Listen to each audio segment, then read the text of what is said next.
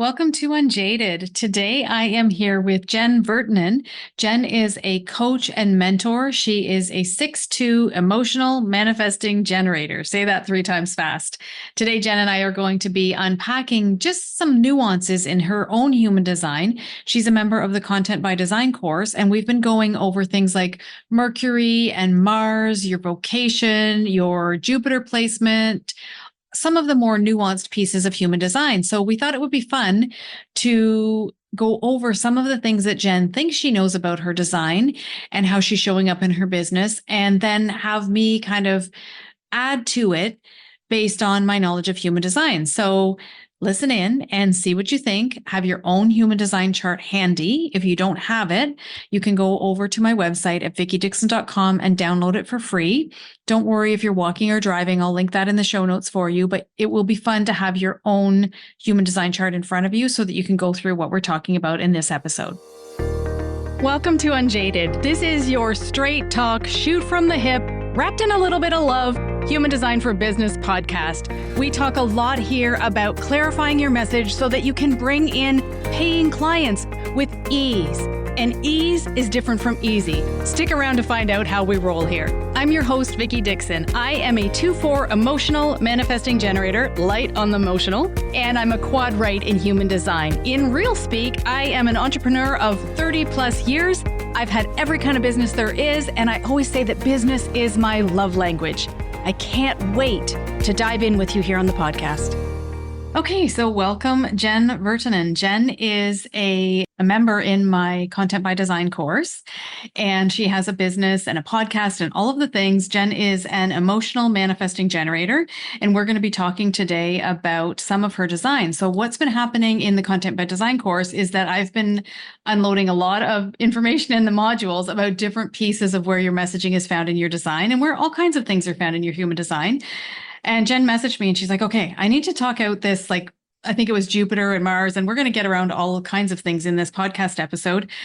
So what we're going to do is Jen's just going to talk a little bit to me about what she understands about her design.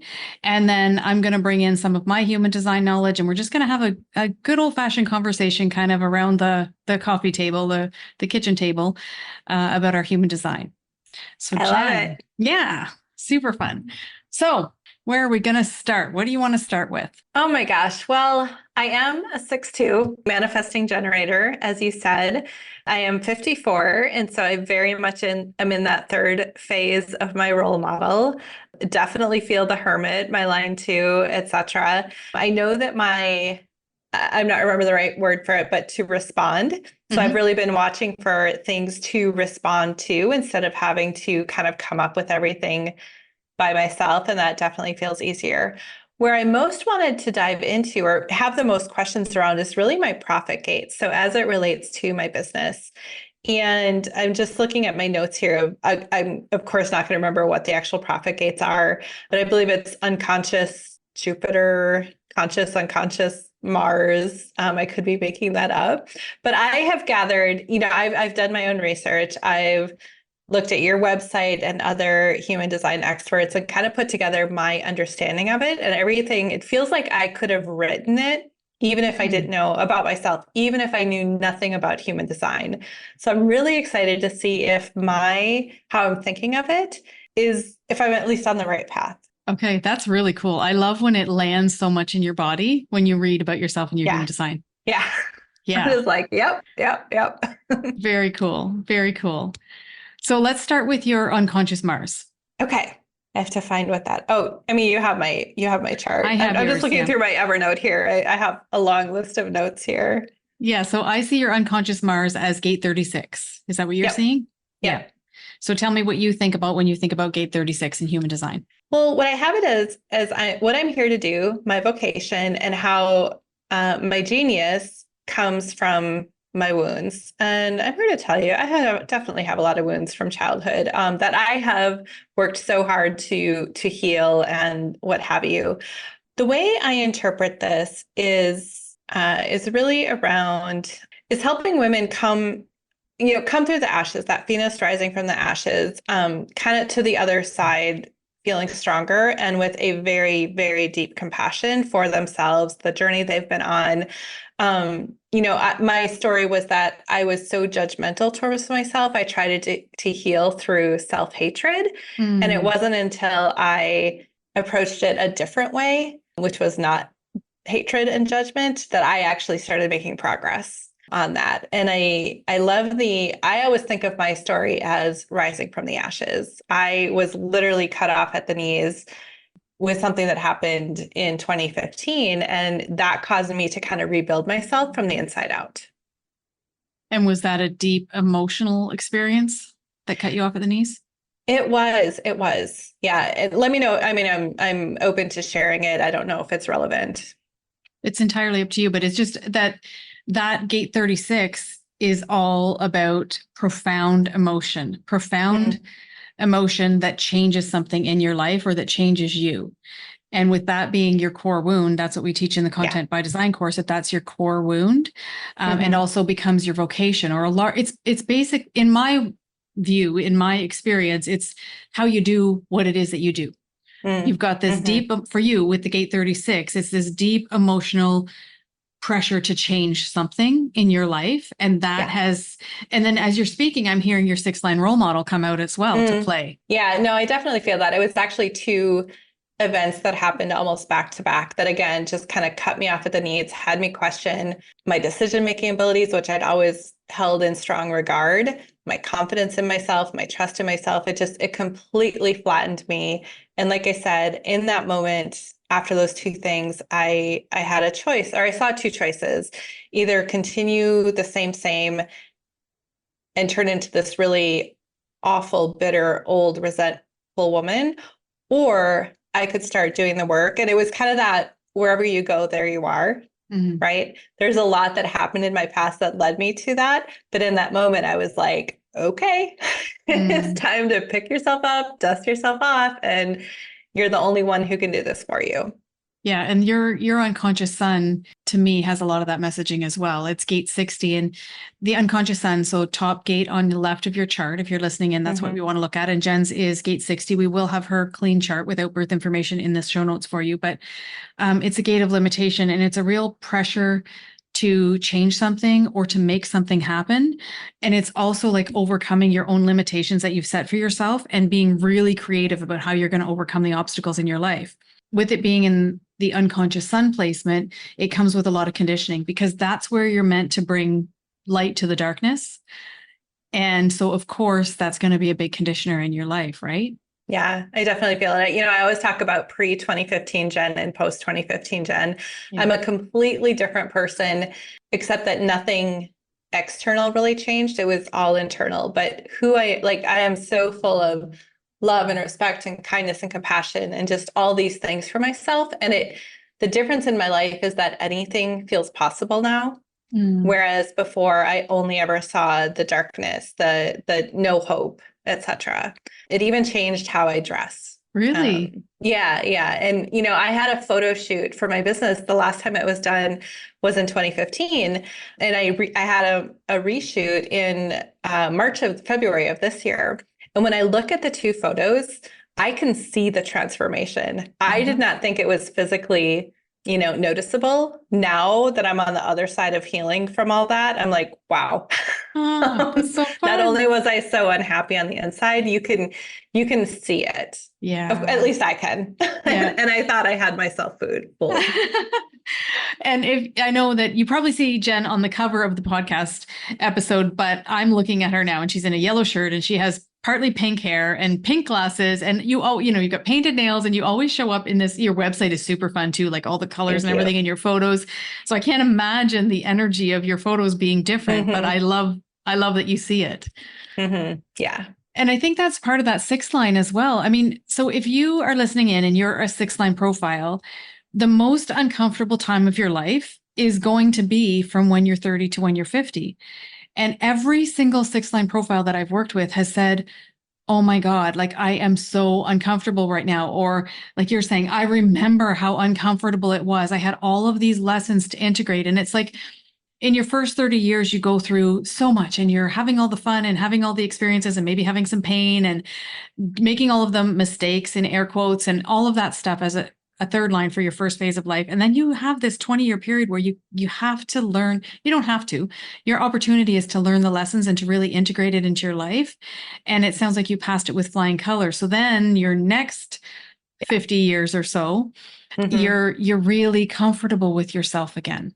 Yeah, agreed. It feels really wonderful. And again, to, to look ahead to the decades ahead of me, and I have no fear. It is only excitement, right? Like I can't control what's going to happen. I can't control if I get sick or something tragic happens. I can't control that. But as much as I can control, yeah, I feel pretty positive about that and excited. Yeah. And you do a lot of mentoring for women specifically, but really any age of woman, right? Like you really have stood in that role model in your business. Yep. I've mentored from someone who was 19 all the way up to a woman who's 65. I think she's probably the oldest. But yeah, I think that my story is so relatable no matter what, and I think my presence I've always been called kind of mama nurturing energy. Which is funny because I'm a mom of 3 and it took me a long time to be comfortable being a nurturing mama. I wasn't modeled how to do that growing up, right? So it's funny that others see that in myself. Well, something else that's funny is I'm looking at your chart and my printer must be out of certain colors of ink because some of the things in your chart that are white for me right now, I'm like, I know that's defined for her, but I can't see it now. Yeah, only my G center is undefined. Everything else is defined. Okay. How you do everything in your life is from that 50-27, that tribal energy, that mama and papa bear energy. So it's interesting to me. I mean, I know life experience too, but it's interesting to me that you say that you had to learn to be a mama because that's the energy. Like everything you do is about who you're responsible for, how to nurture them and all of those things. And that can be with your clients as well. It doesn't have to just be with your family. Absolutely. Absolutely. Yeah. So do you want to share some of your story here? Oh, you keep saying my story is so powerful. My story is so powerful. I'm like, people need to hear her story then. No, it's one of a really tough childhood where my dad was severely, severely mentally ill. And I used to equate that to the abuse that my family endured. Since then, I've been able to separate out, that mental health does not equate to abuse. But that took me a while to untangle that. And a mom who was very much a victim herself, and she was abandoned when she was 3 years old by her father. And so she had her own traumas, and she was very checked out raising my brother and I. And I'm 5 years older than my brother, and I took on the role of being the protector for my mom and my brother. I was the fighter. I was I would try to bait my dad to come after me instead of them. All of that I would put myself. And, as one does, the people that you're supposed to trust the most are the ones you feel the most unsafe around growing up. And so you start to feel unsafe around everything. Right. And so you hold people at a distance, right? That warrior side of me, that was my chip on my shoulder. It's like, I don't even need anyone. My mom, even on her deathbed, which we'd come a long way in our relationship. She died 3 years ago. She would tell me, that for a lot of my life, she didn't like me, that I was not a very good person, and so you hear those stories over and over and again as your brain is developing and you believe them. Right. So of course I didn't like people because I didn't feel like I was worth liking or loving. I look at the adults in my life. My grandparents were wonderful. My aunts and uncles they're wonderful, but no one stepped in. They saw what was happening and no one stepped in to save my brother and myself. And as a mom, like, how could you let that happen? Right. So it's so many years. It's death by 1,000 paper cuts.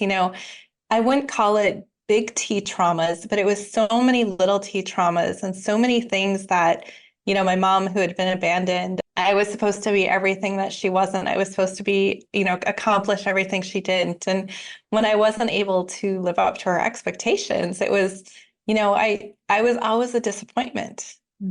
And so you carry that for years, right? Like I said, I'm 54, and it wasn't until I was 45 that my mom sent a letter to my brother and I, kind of sweeping all the years of abuse under the rug. And it just made me realize my mom will literally never be able to be the mom that I need, right?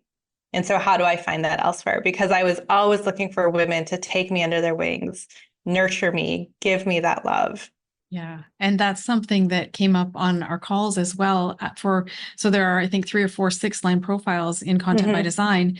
And you all said, I always wanted someone to take me under their wing, even though not everyone had the childhood that you did. That's something that seems to be common among 6-line profiles. Yeah, because it was something that I always did for others. Even back in high school, I would take the girls that were picked on. I would, like, come with me, like, I'll be your wing person. I will protect you.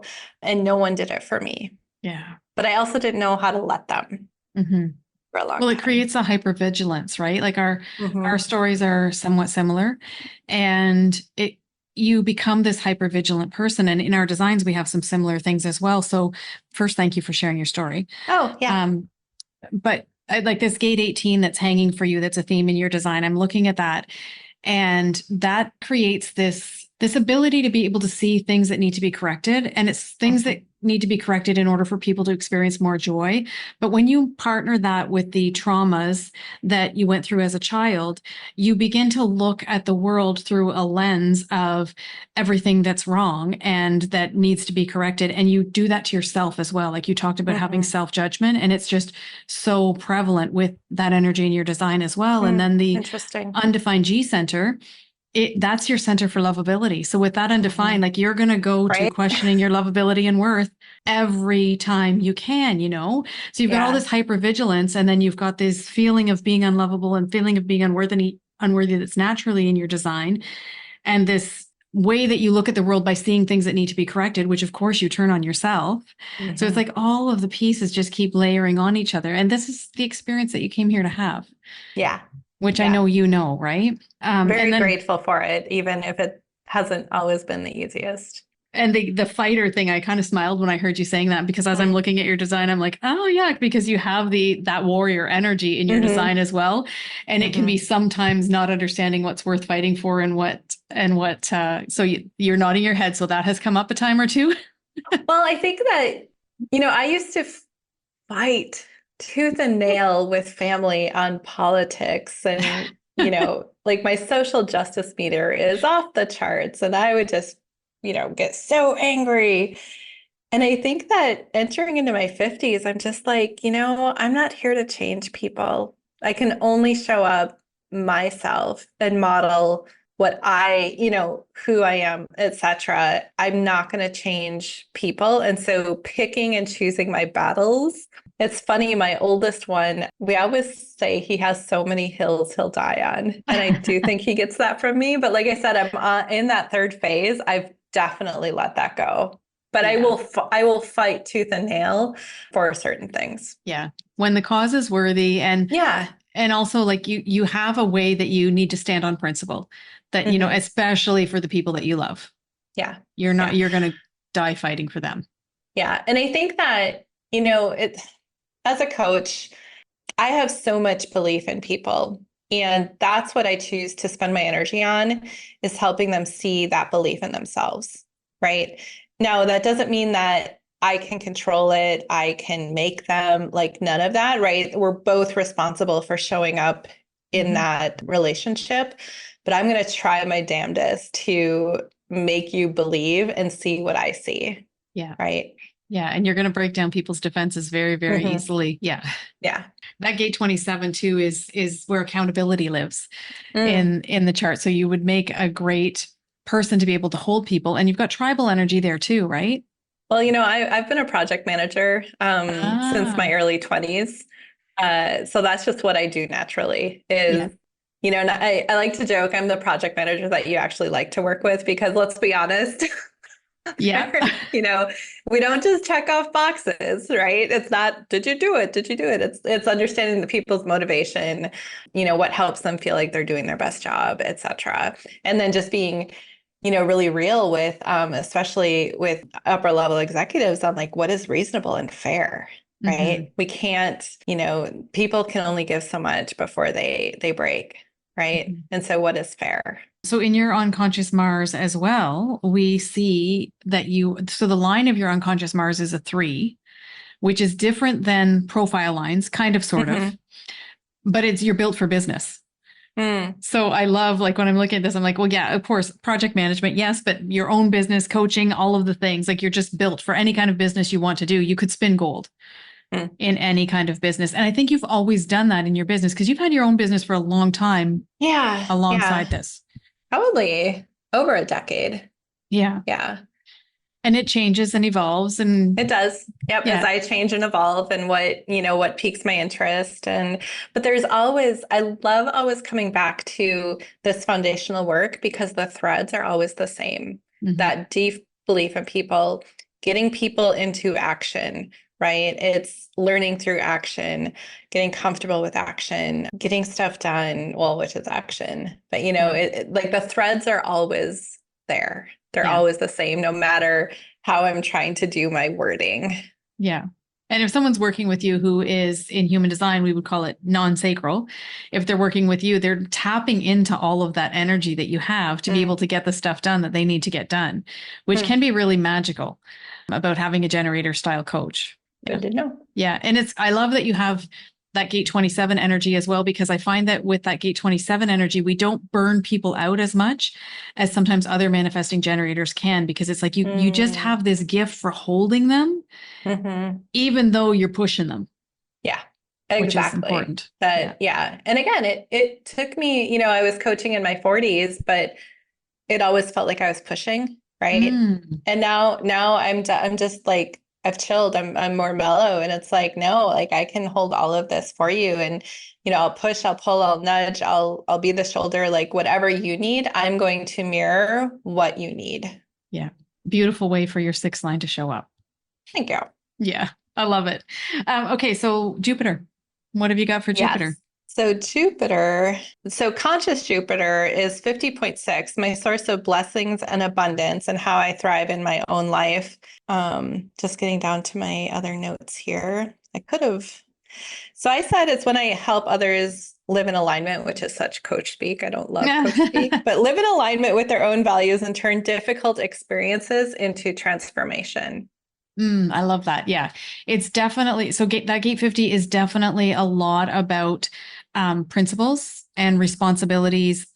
One of the ways that it's described in human design speak, and I don't love this, but is like as the police officer, like yeah, I know, I don't love that at all, but it's the energy of understanding that there need to be rules in place in order for order to exist. And I think that in the lens of coaching, we can do that. We can have not necessarily rules, but it's like there are principles that need to be in place in your life in order for you to achieve success. And gate 50 is for slang called Papa Bear energy in human design.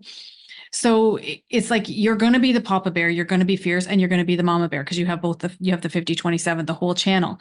So real tribal energy for holding your people accountable to the principles that they want to live by, to the goals that they've set, just kind of keeping them on the straight and narrow. Yeah, I love that. I always felt definitely like more masculine energy, but the older I get, the more I bring in that feminine, again, to the point where how I dress has changed. Yeah, I love that. And I always feel that, right? I am all about action, but also you have to be ready, right? That's that nurturing, right? You can't force it. Yeah. You can, but it's not going to be sustainable. You're not going to get the results.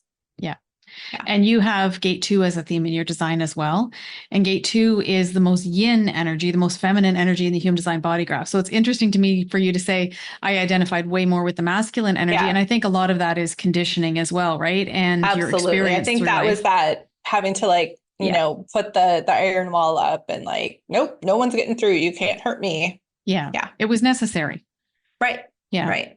But gate 2 is all about surrender and receiving. It's beautiful, beautiful energy in human design. So I love that you are standing more in that. And it's your Mercury. Okay, so that's cool. Your Mercury and your Venus. So a relationship theme and a communication theme. Yeah. Yeah. Yeah. And because it's in You an open know, center. I was going to say a lot of times when I pull a tarot card, I'll get the goddess. So kind of I don't know, in some of my cards, she's kind of pregnant, Yeah. just beautiful, fertile. Yeah. That Yeah. sounds weird. I was very fertile. I'm not anymore, obviously, but you could look at me and I got pregnant. So there we go. Well, maybe now you're pregnant with projects and creative Maybe. energy and all of those things. Yeah. There's a time in our life for that too, right? Absolutely. Yeah. So your conscious Jupiter, and again, Jupiter is a planet that holds your blessings, your spiritual blessings. And it's mostly once we have mastered the challenges of our Saturn. So your conscious Jupiter your unconscious Jupiter is gate 28. And gate 28 is the gate of struggle. And I kind of don't like that. There's a lot of human design languaging that I don't like, Hmm. but it's struggle to find purpose. It's like, I am going to live my purpose if it's the last freaking thing that I do. That's the kind of Hmm. struggle that's in this. And it's a blessing in your life. So I love the placement of it for you. And it's that energy that we talked about earlier that would make you fight for someone, that would make you Hmm. sometimes not know what was worth fighting for, but be in the fight anyway, right?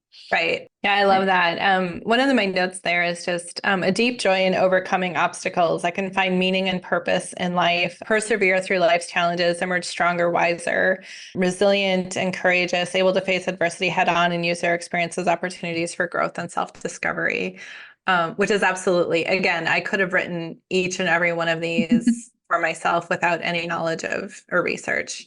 Yeah. It's so much better than struggle. Like Oh my that God. languaging is so much better. I mean, if you look at traditional human design language and see that it's struggle, it's like, oh my You're like, gosh. But then when you oh. get the other meanings of it, like, what are you struggling for? What's the purpose of this Yeah. struggle? It's beautiful. Yeah. Well, and when I think of my business or this iteration of my business, I do, I tend to attract more midlife women just because I am. And it is such this pivotal moment in our lives, especially as you become an empty nester like I did in the fall. It's like, what is my next Hmm. chapter? Right? Like I've done the career, I've done all that. Like there has to be more. And that's what I want to help, or what I do help people find is like, well, what does that mean specifically for you? Right? Like this is your time to think specifics, Hmm. uniqueness, right? What do you want the next 30, 40 years of your life to kind of look like, feel like, etc. And that's a really important consideration. My Mm. husband and I were just talking on the weekend. He's in his late 50s, I'm my early 50s. And we were talking about how it was so different for our parents' generation, where Mhm. they kind of planned to retire and sit. And we're like, oh my God, I never want to sit. I just want to keep That going sounds and going and going and awful. going. I know, especially as manifesting Just generators. awful. I Yeah. know. I'm like, I want to coach well into my 80s, coach and Yeah. mentor well into my 80s. Yeah. Yeah. And it's important that we put some intention and some Mhm. thought and some I was going to say planning, but even like feeling our way through. You and I are both emotional Yeah. authorities. So feeling our way into like, what do I actually want this to look like? And then go for it. Right. That self-inquiry combined with belief in yourself that you can make it happen, which is where we spend a lot of time in my coaching is that self-belief because we're not taught how to do that, right? All of us are carrying pretty large wounds around on our Mhm. backs. So that self-belief so that you can get really intentional. Sorry, I get really excited about this when I Yeah, talk about her. So go. that you can get that intentionality and be like, well, no, I don't want that anymore. I'm going to try this out. Right. And Yeah. it doesn't mean it's perfect or rainbows or any of that stuff. Not at all. It's just having that full, rich experience. Hmm. And you've been pretty open about this in the Content by Design course, but your design actually has a bit of melancholy in it. So it's Oh, not yeah. about being happy all the time. No, Like you have to no. honor the melancholy. You're here to be deeply, deeply, deeply emotional. And that's going to come out in your expression as well. So it has to be able to be okay. And I think that's Yeah. something too. It's like whitewashing with a positive brush, Mm-hmm. it just drives me Yeah. crazy Ugh, that you can't be toxic real. positivity. Yeah. Mm-hmm. Yeah, Yeah. I have artwork hanging up in my office that actually it speaks to both the sides, the very colorful and vibrant, and the dark and the melancholic. Because it took me a long time to embrace those. I used to self-deprecatingly joke that I was the happiest depressed person you'd ever meet. But that's just me, Yeah. right? Yeah, Yeah. I go through the cycles. And again, moving from judging myself for that to accepting myself is such a loving gesture that makes a just tremendous difference in the quality of my life. in my day-to-day life. So I'm just going to turn that for our listeners for a second. So Jen has a defined emotional solar plexus. So in your design, if you have the bottom right-hand triangle colored in on your chart, your emotional solar plexus is defined. You're an emotional authority, and you're here actually to feel emotions deeply. In Jen's design, she has two different emotional waves with a potential for a third emotional wave, depending on who she's with. And we condition people to appear happy all the time, not to be happy, but to appear happy all the time. So I think for emotional authorities, I know my son is someone who I wish I had known human design when my kids were small, but he has 3 waves in his design, and he has one that is like, that goes to rage. And it's like, how do you handle that with a little boy, right? Like, you don't actually teach people how to rage safely. Any kind of a child, doesn't have to be just a boy, especially, I was just thinking as I said that, oh gosh, girls aren't allowed to express anger. But there may be something in your design. If you are designed to be emotional, there has to be a way to accept that about yourself, that it's okay sometimes to feel melancholy. It's okay sometimes to feel down, and to actually let yourself feel those things. That's been a big thing in understanding my own design, has been actually allowing myself to go into the emotion of things. And my husband will often catch it before I am. And he now knows it's like, it's just okay. It just has to be, and it will pass. And it will pass a whole lot more quickly if you don't fight it. If you don't try to put a different face on it, but it's not necessarily what's okay in our society. So if you're listening and that's you with the defined emotional solar plexus, it's really important that you give yourself permission to feel all of the feels. Yeah. And here's where my role model comes in, is that, again, up until I was 45 in 2015, I appeared very happy, and I was not. And me embracing myself and accepting myself, I have people thank me for, like, they're like, I feel like you give permission to be myself. And like, my family has picked up on it, my friends, my coworkers, the people I coach and mentor, and people on social media. I hear that so many times. You give permission, and that hurts I'm like, thank you, but no one should have to have permission from anyone else but themselves. But we do hurts my heart that we're it. here. Absolutely. Absolutely. So I'm like, hey, if I can be that for you, great. I want to help you learn how to do that for yourself. Yeah. That's powerful. So are there other pieces of your design that you wanted to look at before we wrap up? Yeah. So I wanted to look at is it the conscious and unconscious Mercury is where your message is. So I have, what flavors my message is encouraging women to go for their dreams, no matter what can I swear? Yeah, you can swear. No matter what shitty experiences have happened in their lives, to tap into your own intuition, creativity, genius, desires, and get to know yourself really damn well, to help others find their own sense of direction and purpose as they go through their own growth. And I put the word revolution. Again, it feels very coach speak, and I hate that, but that's what came up. Yeah. Revolution is a cool word with your design too. Yeah. Very cool word with your design. Yeah. Okay. So just for our listeners, so Mercury is said in human design to be what you're here to communicate. I like to say when I'm teaching content creation, that it flavors your communication, because I never look at one piece of your design and say, that's who you are. There are so many nuances to your human design, to you, that you bring to the party. So your Mercury is just one of the ways that you'll flavor your communication. So Jen's is in gate 2, which is the gate of receiving, and gate 54, which is the gate of ambition. So gate 2, a lot of yes, everything that you said is beautiful. So gate 2, we know, is about receiving. It's bringing that yin quality, that feminine quality to your messaging, that ability to surrender and receive. It's also about authentic expression, being who you came here to be. So I see all of that in your messaging. And then gate 54 is drive and ambition. So it's a lot about, like, you will succeed with this energy in your design. You will succeed. It's really people with this energy of the whole channel, right? Yeah. So people with that whole channel, that 3254, you're going to be successful at something, and you're going to climb some sort of a ladder. You're going to experience material success in your life. You're built for business with this energy in your design. The underlying fear in that energy is a fear of failure. So that could be even part of your messaging, is bringing in the shadow side of that, because maybe the people that you're working with. Yeah. Lance. Okay.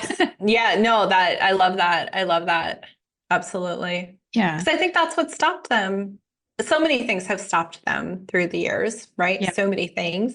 But it's like that last nugget is that fear of failure. Well, Yeah. what if this isn't what I want? What if I can't actually do the thing that means so much to me? Mhm. Then you'll do Yeah. something else, which I know Yeah. is what you would say. Yeah. Yeah. Yeah. Yeah. Yeah. You So pivot. yeah, again, but as manifesting generators, we can say that because we just keep doing Exactly. it. Yeah. True. True. Yeah. So I think sometimes it's really important to look at the shadow sides of our gates as well. So any definition that you have in your design, and certainly in these prominent places in your chart, look at the shadow sides too, because oftentimes the gift is more in the shadow than it is in the highest expression, because that's where you've gone through the crap. That's where you've done the work. That's where you will pull it through for your people. That's where you can say, you know what, I've been there too. And this is how we move through it. We got to move through this, in this case, fear of failure. Yeah, I love that. I focused on the positive. I glanced at the shadow. I'm like, but I love that. I'm going to go back through and jot down some notes around the shadow part. What's interesting in my chart too is I'm supposed to talk to sixes and twos, or twos are on my unconscious side, right? Is that design versus personality? I'm not remembering. So other people that have that role model energy, right? So I'm trying really hard in my messaging to speak to people that it's like, yep, you've been through some stuff. You persevere, you are tenacious, you are gritty, you are a fighter. Like, let's use that to create your most favorite life, right? Not your I love best, that not your saying. ideal, not a perfect, but just like, what is your favorite? Like, what makes you so giddy? I love that express, like your most favorite life. I love that. Yeah. Thanks. Yeah. So Jen's talking about when we look at who you're here to speak to, we look at on the conscious side. So the right-hand side of your design, we look at the lines of your nodes. So I'm not talking about the numbers on your nodes. I'm going to get this circled in Jen's chart in the show notes. But we're not looking at the big number. We're looking at after the dot. So she's here to actually speak to 6-line profiles. That's who she's leading into her world and her messaging. So with her messaging, 6-line profiles, it gives you such a broad range of things that you can talk about because of those 3 life phases. And we know that you don't want to work with just one age group. So you can talk about all of the shame around making the mistakes, all of the crap that happens, because they run fast and break things and are constantly getting into trouble and experiencing all of the crap of life. And you can talk about the integration phase, and you can talk about the role model phase. It's a lot of fun, I would think. I speak to second lines, and I am a second line. So it makes it a little bit easier, I think, for us when we speak to the people that we are. It's a lot easier in our messaging. We had someone on the call today, and she's a second line, and she speaks to third lines. And I think that's one of the harder things to grasp. But anyway, that's probably a conversation for another day. I didn't mean to give you more work with my chart. No, it's fun. I love it. This is my favorite thing. I love it. You're so good at it too. Oh, thank you. Thank you. Yeah. My second line appreciates you saying that. Thank you. Sometimes people say, oh, I was going to book a reading, but I didn't want it. And I'm like, oh my God, it's my very best favorite thing to do. Like, I just could be in the room all day talking human design. Yeah. It's been a fascinating, I had my first reading probably 6 years ago. And I'm like, I get it, right? And then it was just within this last year, I started getting really more curious and interested in starting to deep dive. And my brain does not retain the information, which is I write myself notes. And, I tried to learn about all the other things, the projectors. And I'm like, my brain cannot hold on to that. Just focus on myself right now. Understand that. Maybe someday I'll get into the other stuff. Yeah. Have you ever tried to, this is going to be coming up in the course, it's one of the bonus lessons, but have you ever tried to be elevated when you're trying to learn? No, I'm intrigued. I'm so intrigued. Your environment is mountains. So whenever you can, get up a little higher, second floor, a little higher desk, even a standing desk. Yeah, I'll have to play with that. It makes a difference. My environment is markets, and it just makes my design come alive to be in a market environment. Sometimes I just have to get out just to be in that market, and then I can come back and do my work.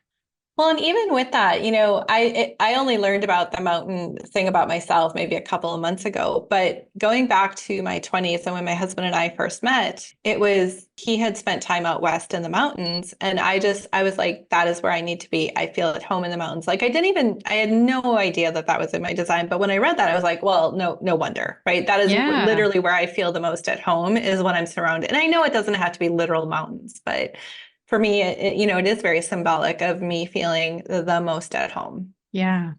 That's cool. Yeah, maybe it doesn't have to be real mountains, but even pictures Right. of mountains. Exactly. When you're, Exactly. I have a Pinterest board full of mountains that just, and again, I created that probably a decade ago of like, I need that inspiration. I need to, because I live in the Midwest, like it's pretty flat here. We try to get to the mountains, etc. But, there's other places to go too and see the world. Yeah.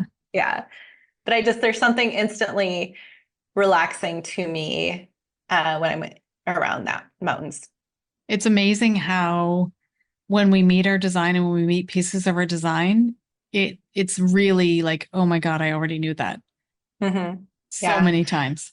Well, 6 years ago, when I would have just kind of first started, so it's been since 2015. It's been like this 9-year progression of, it hasn't all been sunshine. I mean, I sound very positive today, and I am, but it wasn't all sunshine and rainbows. There was some really hard stuff there. It's not for the faint of heart to kind of go through that rebuilding yourself from the inside out.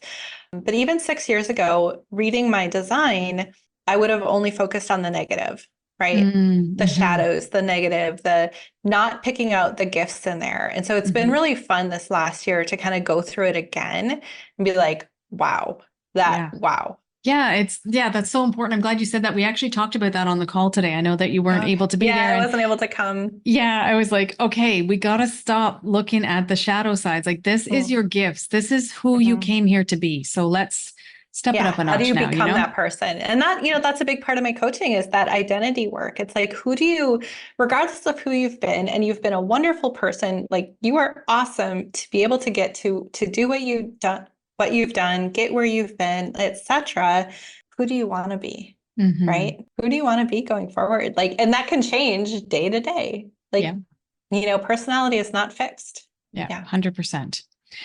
Okay. So where can people find you? The best place is my website, jenvertanen.com. I'm sure you'll have that in the show notes. And from there, you can find me on Facebook. I think I'm Jennifer Vertanen on Facebook and jen.vertanen on, not LinkedIn, Instagram. Okay. But so keeping Facebook's it nice probably and my easy. most active. Yeah. Okay. So we'll have all of that in the show notes, along with a copy of Jen's clean chart. And I'm just going to finish with that. Thank you so much. So that's it. Thank you, Jen, for being here. That was a fun episode. I love talking human design. If you would like my eyes on your human design and your business, book your own hot seat human design coaching call. We won't go through all of the nuances maybe of your design like we did with Jen, but what we'll do is look at your business, any one aspect of your business, and how you can move forward using your human design, leaning into your human design so that you show up as you're meant to show up and you have the impact that you're meant to have. I'll see you next time.